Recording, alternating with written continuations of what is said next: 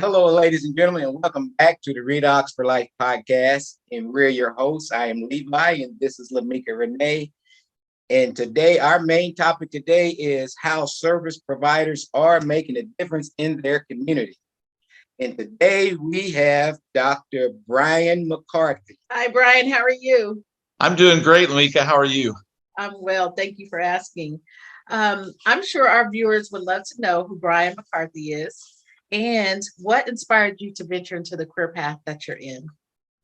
Well, that's a great question. Thanks for having me on today. I've been looking forward to this all week. So, and forgive me, I'm trying to keep a puppy quiet here while we're on camera. So if I reach back every once in a while, I'm just petting her. So we talked a little bit about what inspired me, and that's what your question is. And my story is a little bit different. I know a lot of chiropractors, and I talk to a lot of chiropractors. And it's amazing to me how many chiropractors are out there that had a life-changing or life-saving chiropractic experience, and that's what inspired them to go into chiropractic. My story is a little bit different in the sense that I didn't have either one of those kinds of things. What I had was an experience as a licensed athletic trainer. So I did my undergrad degree in sports medicine, and I worked for a big high school as the athletic trainer for about 5 years. And I loved it. I had a ball working with the kids and being on the sidelines of athletic events. And it was great fun. And due to some life changes, I decided to leave that career, primarily getting married, and realized that was no lifestyle for a newlywed guy. Late nights at the school was probably not a good thing. And so I left that profession, and I kind of lost my way for a little bit, bounced around doing a few other things. But I realized while I was out of that, there were some frustration points for me during that time. I've always been wired to leave things better than I found them. Even borrowing a car when I was a teenager and borrow my dad's car, I always had to bring it back with more gas than I took it with, and cleaner than I took it. And so that's translated in lots of areas of my life, but it also carried over into my work life. And I got frustrated in athletic training because we were doing great work with kids and being able to get them back into participation, back into practices, and back into their competitions. But there was more, and I could see that there was more that we could be doing with them. And I just never had the opportunity to do that. So learned all of that when I was away from it. Sometimes you can't see the forest for the trees.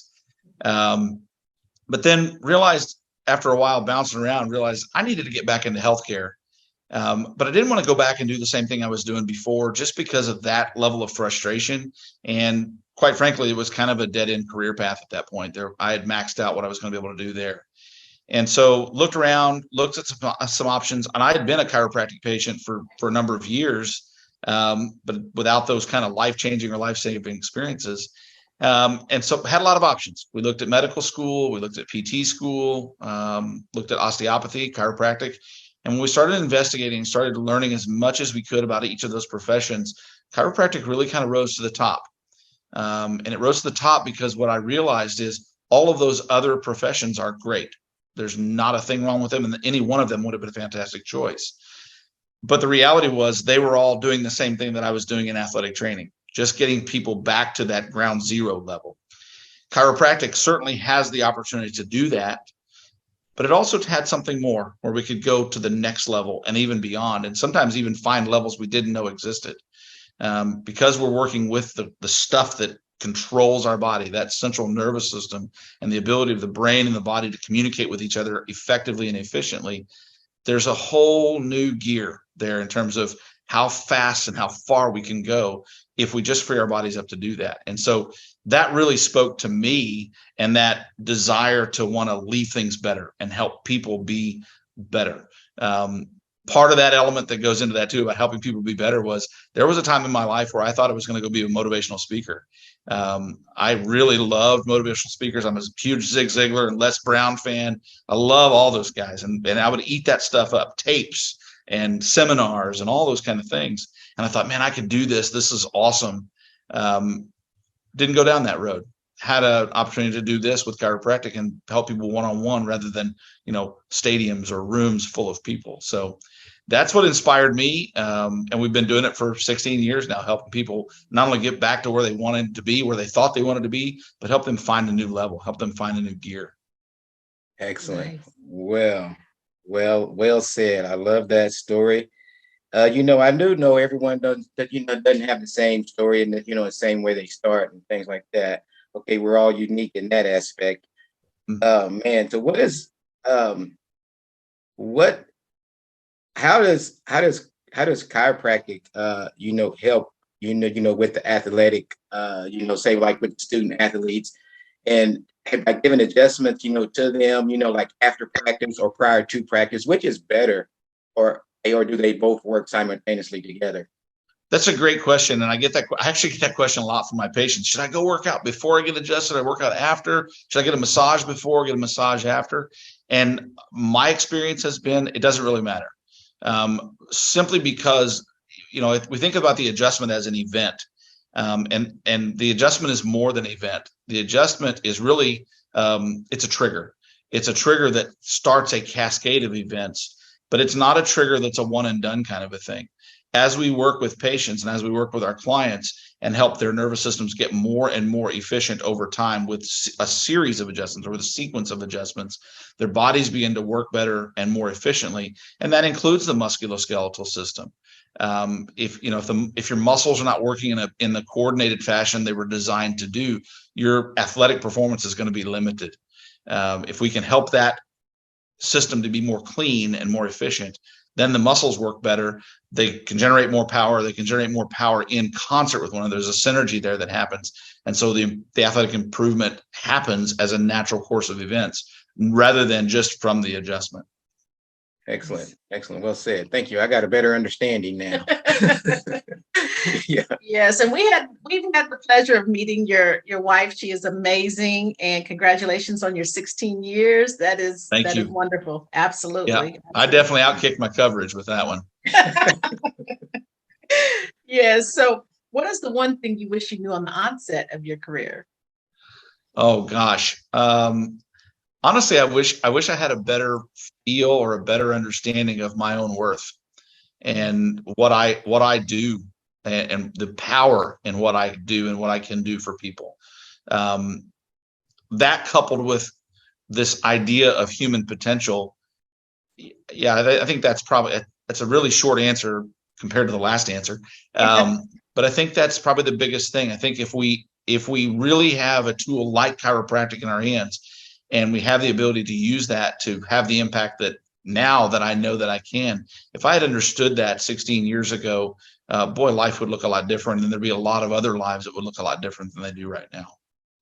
Yes, definitely. Being a chiropractor, it can be very daunting and stressful. I'm sure at times. Okay, when do you need to take a breather and and let off some steam and and just kind of wind down and from the stressors of the day? Oh, yeah, sure. That's a great question. I think we have to be deliberate about that. It has to be ongoing. Certainly there are seasons where we take big chunks. In fact, we just got back from a vacation where we went to the beach, thankfully before Hurricane Ian hit.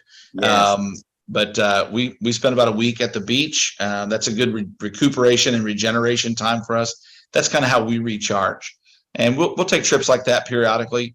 I think the bigger solution to that, though, is doing those kinds of things that give you energy and recharge your own batteries on a smaller scale on an ongoing basis. We tend to live our lives in weekly cycles. There are multiple cycles in life. There's daily cycles, weekly cycles, monthly, yearly, obviously. But for the most part, we really build our lives around the core of that 7-day week. And if we're going a week without doing something to recharge our batteries, we're probably starting the next week behind the curve.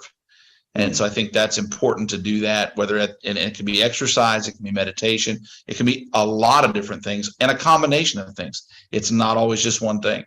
But good nutrition, good exercise, make sure you're getting quality sleep.